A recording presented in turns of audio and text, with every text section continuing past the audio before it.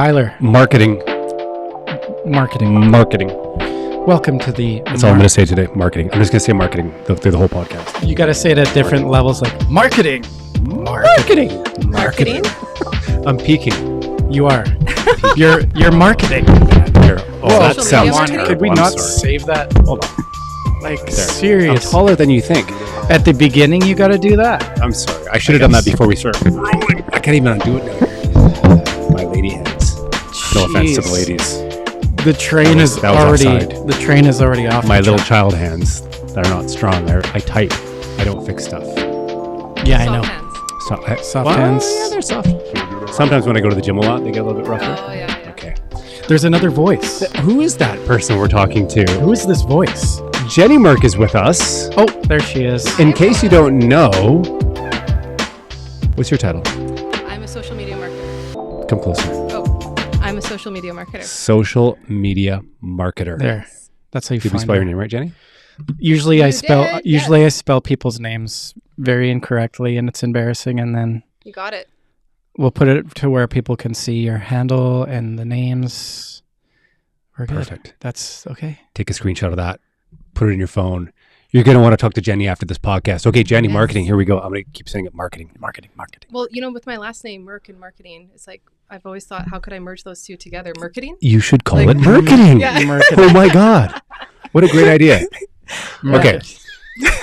I like it. 1,000-foot view. Tell us what you do. She marketed. I She markets. markets. No, yeah, I actually, so I'm a social media marketer Okay. here in the Fraser Valley. I started about 5 years ago, and I basically work with businesses to take who they are in person and put it online. And we build relationships. We look at unique and personal ways that we can basically show up who they are online. Okay. So that's what I say. How would you be in person? How can we get that online? Authenticity is really important to me. I agree. Okay. Yeah. Yes. Cool. So here we are. We're looking at your social media feed right Yeah, now. they- So this oh. is your brand. Website. That's your Yeah, website. yeah. Yeah. Cool. You always you rock the light tones. I like it. Oh, thank you.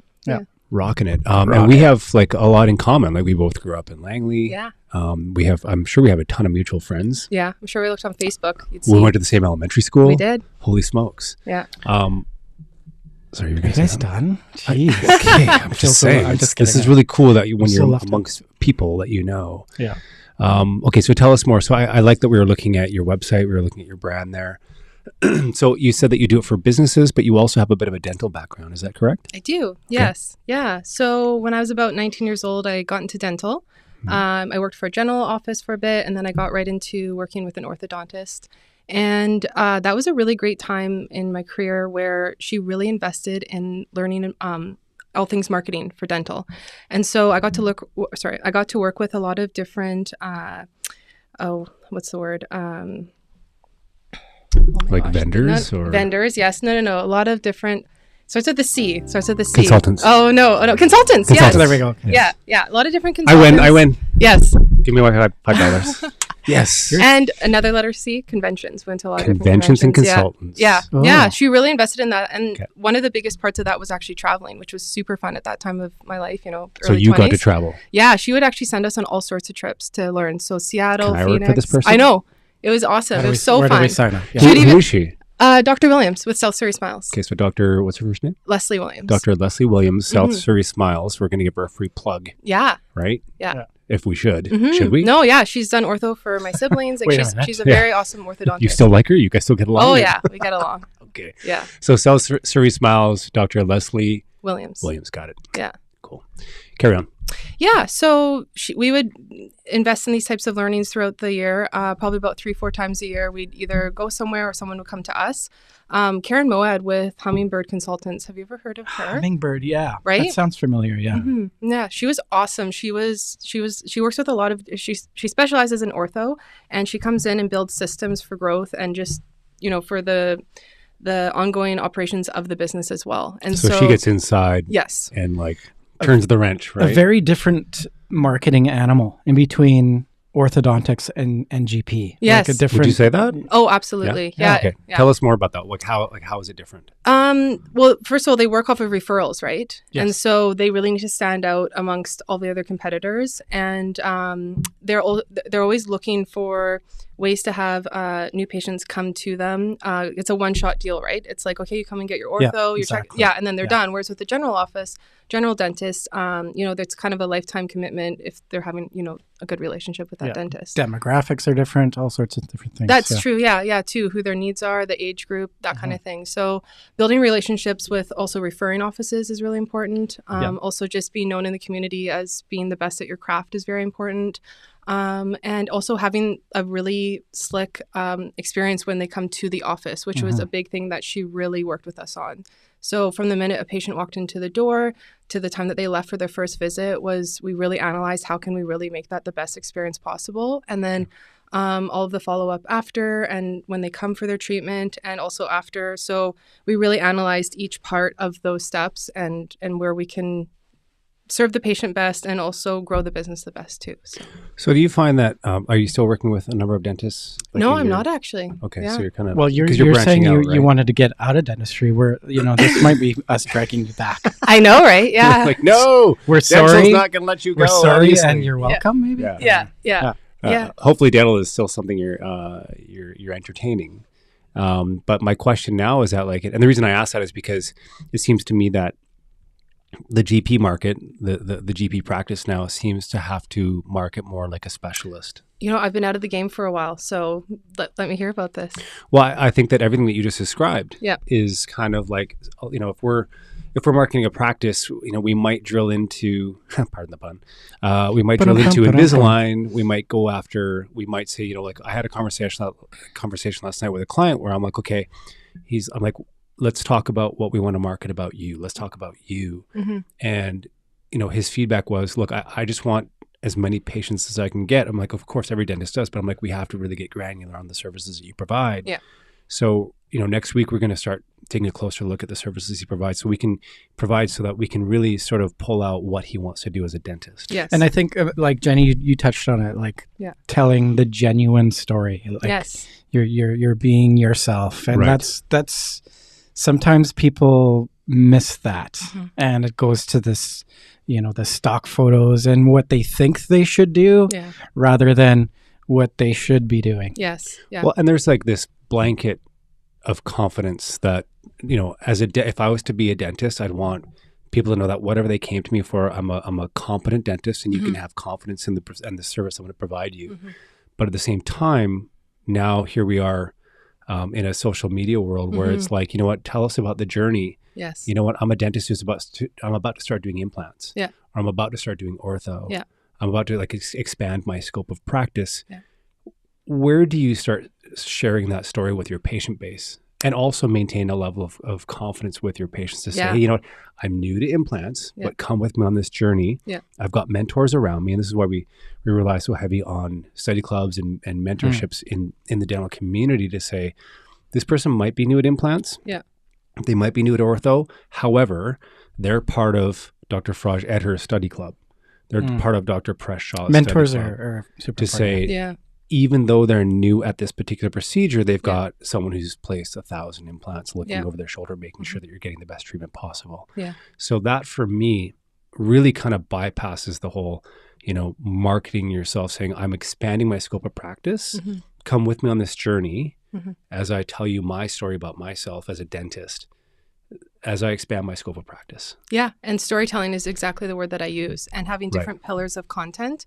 For a dentist, I'd recommend educational content being a huge component of that, because just by talking about what you do and how you do it, you're not directly selling, but you're showing that you're the master of your craft. And so you can do education through talking about past cases, how it's done. So showing exactly how the process is done, how this is going to benefit them, what to expect, good and bad, being very authentic about it, being very non-salesy. It's like what you said about the graphics. Yeah. unfortunately, I see a lot of businesses, and I've even seen some dental offices where they just take, Canva graphics, and it's very impersonable, and it's just cookie cutter. That's the word. Yeah, I do not do cookie cutter content. That's something that I really stray away from. Every client has their own individual strategy, and I basically say, like, just pretend it's like your own personal page, and like, let's just get the content out there, right? It's just like, don't overthink it. Like, don't make this too businessy. So also sharing about what they're doing in their community to just really... Yeah, that's huge. I was going to go there. Community's big. Yeah. And then it can also show off that they also are the master of what they do in that area as well, and that they care about, the community that they're working in. So yeah, there's a lot of opportunity, and TikTok is a really fun one. I think that a lot of people don't touch TikTok, and one of my clients, she grew her business so much just from TikTok. So because you don't need followers to have success on TikTok, right? No, yeah, people will follow you. They'll hit the plus button. It's like a psychological like switch that happens, and they're like, I want to follow this page. So you will get the followers just from having content that converts. But it's about obviously the views, the reach, also building content that's going to go to your target audience because of the algorithm. So you've probably seen on TikTok, like, man, I was just talking about that, or I was just right Googling that, or it's kind of creepy, right? Yeah. And then it just shows up on your For You page. So if you can think about, what is my client, what are they thinking about? How can I show up on their For You page, right? Like, sure. Yeah. How do you transcend there? How do you get there? That's always like what, obviously the education piece, but does that, are there folks out there that want to follow dentistry stuff? I don't know. Yeah, I think you can make How do you make it sexy? Right? Yeah. No, that's a really, really great question. And I think, again, what we were talking about, not making it too businessy. So one of the first things that I'll do is I'll get in there with the business, and I'll really spend time getting to know them. And then I'm analyzing them, and I'm like, it's taken me some years to get to this point, but I'm at the point now where I can sit down with the business. And by the end of that time, I know exactly how we can market them and have them stand out on social media. But every business, it's not just one way, the cookie cutter way. It's not kind of like, there's not one way for everyone. You really want to look at that individual or that business and think, hey, they have this really like unique standpoint. It could be something personal about them where it's kind of taking two things and bringing it together. So for example, my dog Cooper, he has a TikTok page. Of course. So I'll just use him as an example. Of course. So what kind of dog is he? He's a Lab Retriever Collie. Oh, okay. Yeah, he's all over my website. What's okay? Wow. I gotta do my homework on your stuff. I was like, I just saw your page and your feed, and I was like, what's so cool. Where's Cooper? Confident Cooper. I love it. Yeah. So near the end, I was kind of posting about him and my grandma. But and also I haven't been actively posting to his page, but I like to use him as an example.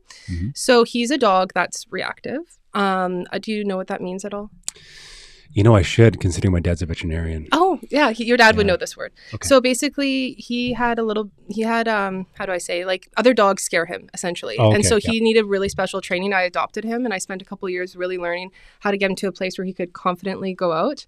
I think my dog's reactive on an affectionate side. Cooper here. This is Cooper. Yeah. So your dog's reactive, as in like he's a little bit scared of other dogs. My dog is like he sees other dogs and he's reactive, like I gotta go spend some time with that dog right now.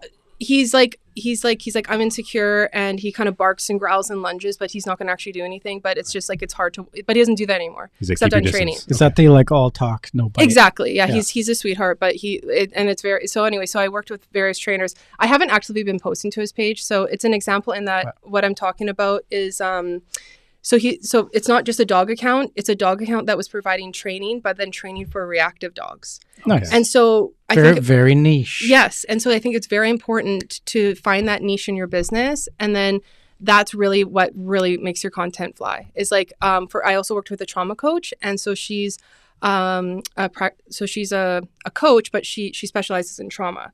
So it's a dentist, but what's going to be the thing that makes them unique and special? Because they can't just be a dentist on there. It's like, what's going to be that other point that makes them unique and special? And like, so if there's maybe something like, say they really want to be known about implants, right? Then we can focus in and make a majority of their content maybe about implants. But then people like to watch, like, you can take it from there. And then you're like, okay, do we want to see how they're made? Because, you know, you've probably caught yourself watching those videos, right? Where you're like, how did I just spend like 2 minutes watching this video? Yeah, it's right? like 2 hours. 2 hours. 2 hours, yeah. You know, it's then you sit back. I should probably go to sleep. It's like 12:30 and you're like, oh, how did I get here? Like, what did I originally look at? Yeah, so there's like different filming techniques and whatnot. You can choose different ways of capturing the content. That's just one where you really show like kind of like that like satisfying like before and after, or like the process. If they're really great on camera, or we can coach them to get really great on camera, them talking on camera, some people will really connect with their audience that way.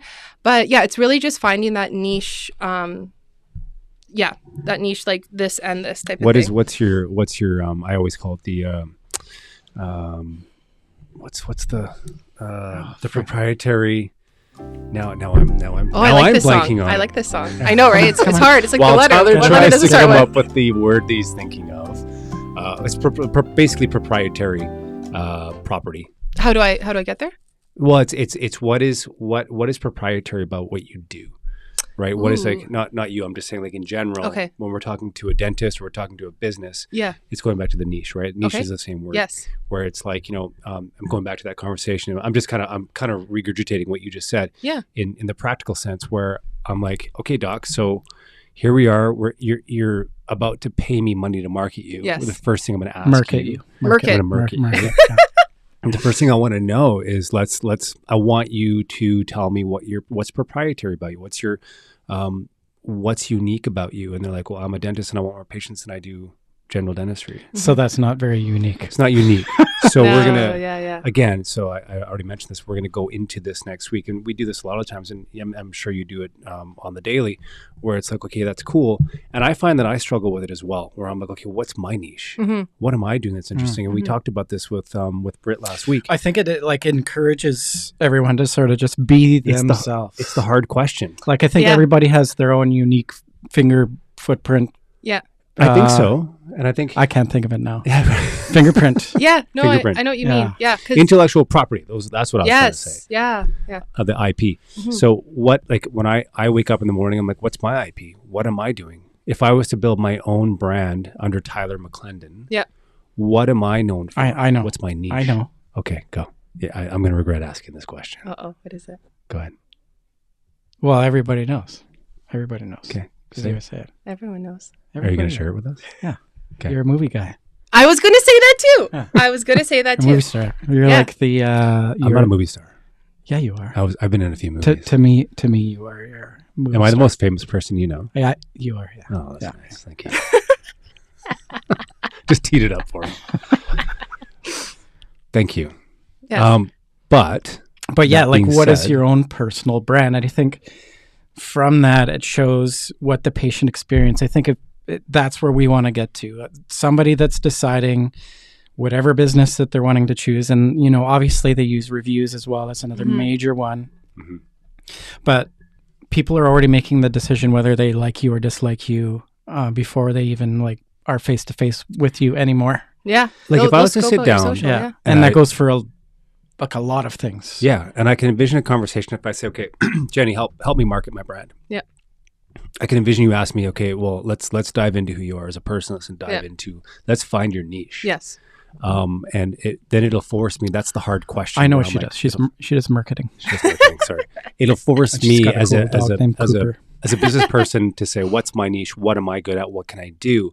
And then it starts making me recollect, you know, I remember this one particular dentist who was like, you know what? He's like, I like what you're doing with Dentist on Demand. He's like, but you should have a separate course within Dentist on Demand that teaches dentists how to speak in front of the camera. That's a great idea. Yeah. Right? You'd be well that would be my niche. Yeah, that's very good. I love that because people will pay for something like that, or they will invest in something like that. Because I've run an acting class before. Yeah, so it's not. I mean, yes, you're not. Why acting.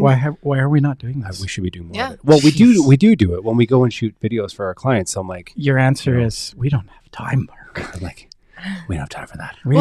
Nobody got time for that. Especially the generation that isn't used to having a smartphone in their hands, right? Because there's a certain demographic that is quite camera shy, and even the younger ones can be too. But yeah, it's true. Yeah. So it just but you have an Android, so. Oh, Alex is over here making. We should have a camera angle on Alex. No, we should not. No, just kidding. Camera shy. But like we're talking about being camera shy. It's an interesting time to be camera shy in this day and age where everybody's. You have to get your face out there. Yeah. Well, and I say that when we shoot videos for our clients, when someone signs up for a Dentist on Demand profile, one of the first things we do is we go and we get some footage of the practice. Yeah. And based on their comfort level, right, 9 times out of 10, we'll get something on camera of them speaking. Because I'm like, it's one thing to sell the practice to your patient base. It's a whole other thing for them to see you and video. Speaking. If you can get video, like for paid advertisement, video just performs so much better. It really does. Yeah. And I always say a face as much as you can, even in a thumbnail, like in the content, everything. Like, so one of my clients is a realtor, and then I also have a farm market nursery, or just a few, but I actually have a face that represents each business. That's great. Yeah. And even the thumbnails, like, some people would choose more of the aesthetic, like perfectly plated dish. Yeah. I'm going to actually say, let's try to get somebody in the shot, or even like just a hand, or like some sort of movement if we can. It's always Cooper, isn't it? Yeah, Cooper. Yeah. Cooper, you ate all the food. What's going on? Yeah. He should come to those shoots. That'd be fun. He should be here. We should put him right in next time. He should have come. Yeah, but that's part of your story. Yeah. He would have been scared of your dog though on the way in. Yeah, Max can scare people. Okay. He's a big, but Max is just a big teddy bear. He's Once he's in here, he would have been good. He actually he would have sat here. He's a very good dog that way. Is he? Next time. Max is pretty chill too. Next time. Yeah.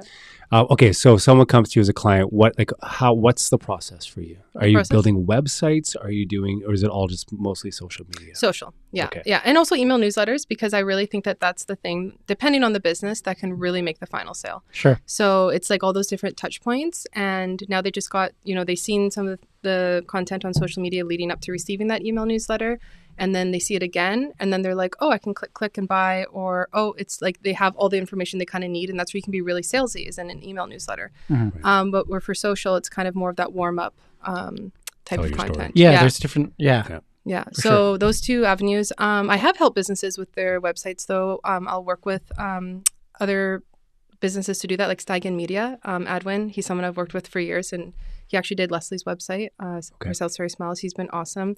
But I specialize in social media. Yeah.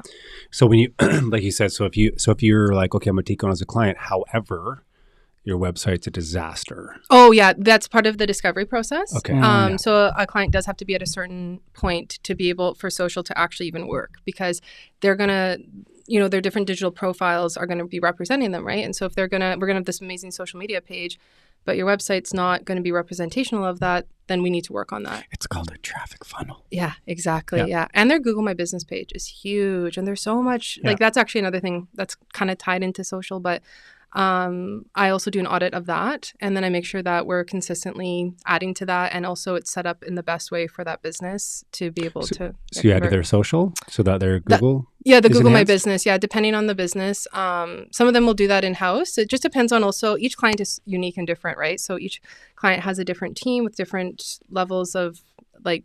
Someone's like, oh yeah, I can do that, and then they're like, oh, can you do that? So then we'll kind of craft a package that works for them. So fully customized. It really is. Yeah. So there is a base rate. And then that's kind of how I vet out if it's going to be a fit or not. And then from there, we'll sit down, and I'll sit down with them for a couple of hours, and we have a really good conversation. And then from there, I present what would be best for them. Very cool. Yeah. We kind of do that too. Kind of slam dunk. I know, she slammed it. She's social. I would suggest she mic drops, but don't do that. It's my mic. It's super loud when you do that. Okay, so we have, for example, a lot of clients who, the way we're structured is you have a microsite, or you have a listing on Dentist on Demand. Yeah. We run the analytics. So because we're dental geeks, we run the analytics. So we show them, here's what your practice is currently doing. Yeah. So we actually take the data from in the practice management software to sort of give us a baseline of where the opportunities are. Yeah. And what we do is we'll take that data set, and then we'll take like an SEO analysis. Yeah. So we'll look at those two data sets, and we'll say, based on that information, we'll prescribe what we think is a good customer. Yeah, you need some marketing. Marketing. Yeah. So we'll prescribe. Yes. We'll come up with a diagnosis, and then we'll prescribe something that we think is going to be a good fit for the practice. Yeah. And as we know, with marketing, it's you throw it at the wall, hopefully it sticks. Whatever sticks, you go with that, right? You try 3 or 4 different things, maybe 5 or 6. Whatever's hitting, you double down in that area. So for us, when we build those plans, social media is part of that plan. Yeah. And we kind of work with one or two social media folks around town, but we don't do a ton of social. And that's kind of, I think, why we wanted to have you on the show today. Yeah. Oh, is this like an interview that I didn't know was happening? Yeah, No, yeah, exactly. So if you can fill out this question there, we're going to get some marketing ourselves. Please give us your send number. Yeah. But we think that like, we've got, you're hired. We do search, like we do the analytics. We really go after the website stuff. We make sure the foundation is there. But it's the soft skills, it's the high touch stuff that you're doing. That we really kind of partner with people like you to say, you know what, Jenny, this is her forte. We really we triage. We triage their strategy. Triage. Wow, this is a great play on words episode. It's getting really dental. From triaging, we prescribe. We diagnose. Are we dispensing the treatment plan? Yeah. Are you getting this? We're talking to our audience right now. See how we did that? Became very clinical all of a sudden. Oh wait, no. We triage the dentist to the correct person who are like, hey, you know what? Jenny's really good at this. You need this specialist. You need this specialist in your corner. You need some marketing. You're getting good at this. We're going to prescribe some marketing for you today. Yeah, during that 2-hour session, the reason it is a little bit longer is because I do take the first portion of that and present some of my own research I've done ahead of time with their current social presence.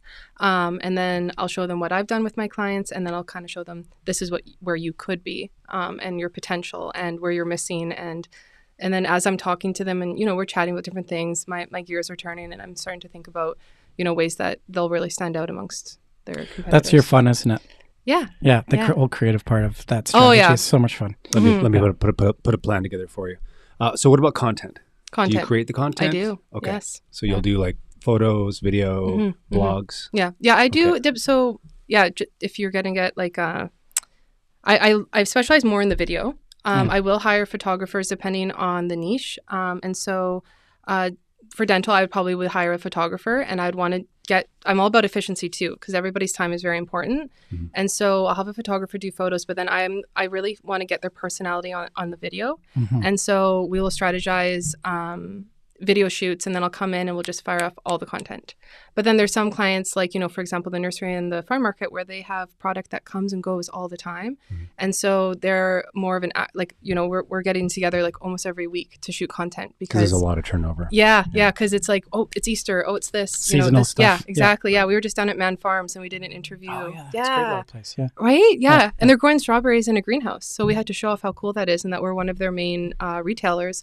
And so we had our produce specialist interviewing with the farmer there, and we got to show like up close, this is the products that's coming before May. But so I'm there with them, making sure that their content is coming out in a timely manner. But someone like dental, we could really, I'm a big planner. Like one of my main roles with Leslie was a scheduling coordinator. Okay. And so I really like to have everything, efficient, let's do this then so that we're not going to look at that later. You know what I mean? So yeah. So with a dentist, we could definitely pre-plan content so that you're doing like monthly or quarterly even shoots, and everybody's time is used efficiently. So. And we know when someone's coming in. The one thing I find in a dental office is that like when you say, hey, we're coming in with our cameras on Monday, they're like, no, you're not. I know, you have to really prepare them. You really gotta. They gotta have their hair and their lipstick. There's 2 or 3 that are like. Yeah, I know. But I think that one of the things that we do when we come in and shoot, so we'll do it like I said, when someone has a profile, we'll actually come in and shoot a video. So we're not really cannibalizing each other's business because yours is separate from what we're doing. Yeah. But when we do, we try the challenge for us. I find you might be like great at this, where it's like, hey, we're coming in to shoot Monday, and we get the panic, where they're like, I'm not comfortable with this. It's not cool. It's like.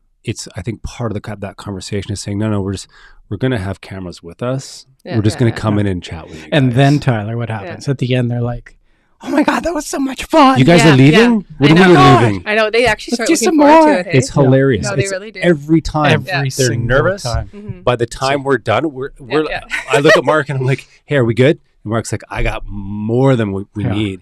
And they're like, we're just getting into it. Yeah. It's like, we got lots. We'll see you next Friday. Yeah. And it's funny because I have a background in film and TV. I know when we have. Okay, we're just going to edit that out. I don't have a background in film and TV. I know a lot of people in film and TV, and they tell me that you know when you've got it. Welcome to my life. You know when you've got it. Yeah. Right? So when we shoot, it's so funny because we're so, and you probably do this too, when you shoot, you're so expedient about it because you're like, I know we've got it now. Yeah, yeah. Do you want to shoot anything else? And of course they're like, I don't know. Yeah. Should we should, know, right? we know we have what we want. Yeah. And now we're just being redundant. Yeah. One of my clients called me a drill sergeant. We did a meet the team video, and she was thinking of different names, unique names, rather than just social media manager. She's like, drill sergeant, because I will like after working, I'll warm up to the drill sergeant role, but after a while, I'll just be like, no, yes, like like we got to reshoot that, like need you here, like it's like I'm looking at all those aspects of like the angles, how you're saying the hook, like you're crafting the story in your head. Exactly. So and so sometimes it's funny, like. Like Laurel, who I work with at Arts, sometimes we've been working together for years. You've probably seen her videos. Actually, she has like white hair. She represents Arts Nursery. I don't know. Have you seen her on social media at all yet? Maybe. I feel like if you see her, you'll know, because she gets apparently stopped everywhere she goes now. So like, you're the Arts Nursery girl. Yeah, exactly. Yeah, they're like, oh, Arts Nursery. Like, I know we spend a lot of money at Arts Nursery. Oh, do you? Yeah. Yes. Yeah. There she is there. Oh, okay. Yeah. I think I've seen her in person. She did a naked gardening video, actually. She really? was, it was a fun one. Yeah. So did I. Oh, yeah. Well, it got like, actually that weekend then people came in. It was one of their most busiest weekends after that video. And they have where's Laurel? Like, the naked gardener. Oh, really? Yeah. Where's the naked gardener? No, but they loved it because it was so funny, like entertaining. But sorry, I went on a tangent here. Where was I going? No, that's what we do here. Oh, that's why we're here. So, She just knows my personality so well, and we can get out so much video now because we just get in there and we know what the plan is, and what used to take us, double the time, we can get it in half the time. So I do work up to that point. It's about a 9-month, I would say, I've kind of seen working with clients where you build towards this relationship where you're just in a groove and and we're like, hey, this is what we're doing, like let's do it. But she's also great on camera too. Is it who? She's great on camera. Oh, Laurel? Yeah. No, she's awesome. I was scrolling she's through while so we were talking. Awesome. Yeah, you'll have to. I feel like you should. I should have had it prepared, maybe, but that naked gardening video is a good one. Yeah. Is it? Yeah. Yeah. Oh, yeah. And we also had one go really viral where she did a craft about one of our niches on TikTok is or our niche on TikTok is the environment. So it's gardening, but gardening for the environment. And so we did. This video got like 10 million views. Really? And then it got like about 10 million views on YouTube. Like, I forget how much it got on Instagram and Facebook, but it went so viral. So gardening for the environment, like tell us about that. Attracting pollinators to your garden is one of them. Like, how can we help the environment and stay sustainable and not hurt what's around us through gardening? And so people are really into that right now, right? Well, not right now, but they want to know, right? They want to know what I can do differently, like what should I do with my soil? Even something like in the fall, you think that you're supposed to rake up your leaves and clean up your garden, but she actually says leave some of that out because a lot of the insects, the beneficial insects, are burrowing in there and they're sleeping, and so you don't want to. So all those type of things. I'm really good at not raking up my leaves. There you go. So you're helping the environment. If you look at my backyard, you'll see there's leaves that are still there from the fall. Yeah, I'm quite proud of that accomplishment. Yeah. There you go. What happens is if you don't get them up in time, the snow falls. Yeah. And then you're like, oh, there goes the leaves. Yeah. How do we save the bees? The bees. Well, mason bees is one of them. And there's a mason bee expert going to be at Arts Nursery tomorrow, actually. So you can actually... Let's plug him. This is great. You know what? Dennis Popowich is his name, but I think he's an elderly gentleman who I don't think he really has like a business presence. It's more something he's really passionate about. We call them elder statesmen. Okay, there you go. Yeah. But anyways, he's going to be at Arts and he's just there. People can drop in and ask questions about the mason bees, but you can actually have your own little bee home. They're non-aggressive, so they're not going to sting, and you can have your own little colony of bees. And this is the weirdest thing. You actually buy a box of bees, like when they're... How do they breathe? Okay, can you bring up their social again? Because it's actually this video did really well. Is this on Arts? Yeah, the Arts one. Keep talking. Yeah, and go to Reels, and it shows the little bees in little cocoons. Oh, wow. And she shows the process. So you buy the cocoons. When they're larvae? Yeah, and then you put them outside, and then they slowly wake up, and then you attract them to the house. And so now you have your own little colony of non-aggressive bees, and it's helping with the pollination. That is so cool. It's really cool. People love that. What happens when a wasp comes in and starts kicking ass on the bees? You know what? That's a good question. I hope they don't do that. Like, I'd be the guy in the backyard being like, get the hell out of here. Leave my bees alone. Right? You son of a... You son of a bee. Because you're I think we've all become so protective over bees now. Where am I going? Sorry, go. It's more recent than that. Okay, so it's gonna be. Oh, there she is. Or Mason bees have arrived. See, right? Yeah, by the fridge, because she's by the fridge with the bees. There it is. Oh, here we are. Yeah, look, I almost got 20,000 views this video. That's amazing. Oh, she's answering them. Sorry, the other one. Sorry. So Mason bees, are these like that one down there, Mason? Yeah, that one. The bees. Do they control the economy, and do they have all the underground secrets? I bet they do. Is there a Chamberlain or a Fairchild related to one of these people? Apparently they're solitary bees. But look at 163 people sent it to someone. Okay. Yeah. No, people were all over this because they feel that they're giving back in a way to the environment.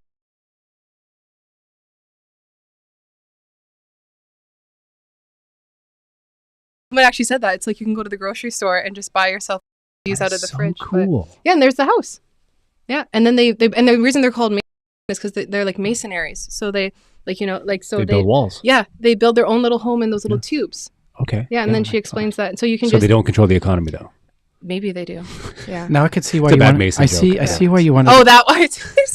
I see why you wanted to get out of dentistry. This is way more. Right? I'm just kidding. No, I'm joking. No, yeah.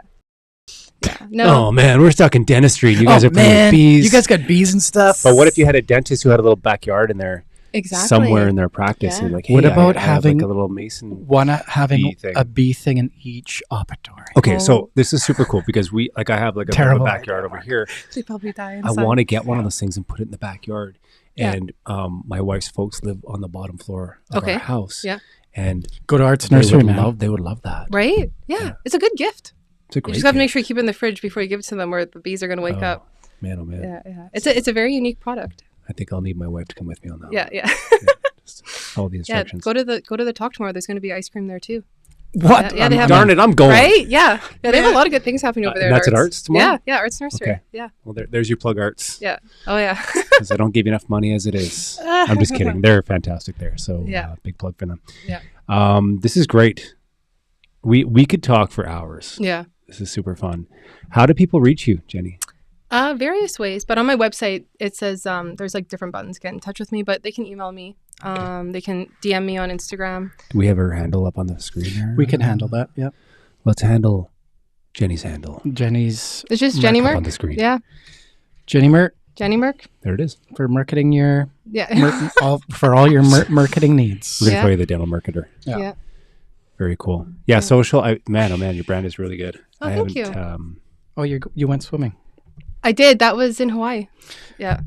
Very cool. And there's Cooper. You're lucky. Oh, what? Oh, see, there he is. There he is. And I have a special. Look at that bike. Is he? He has a little trailer hitch on that bike. Oh. Yeah. Look at you. You're doing your thing. Yeah. I'm promoting myself. You're little self-promotion there. But Cooper got in there. How old is Cooper? You're marketing. He's live 5. marketing. He's 5? Yeah, he's 5. Oh, wow. Okay. So he's not a young pup. No.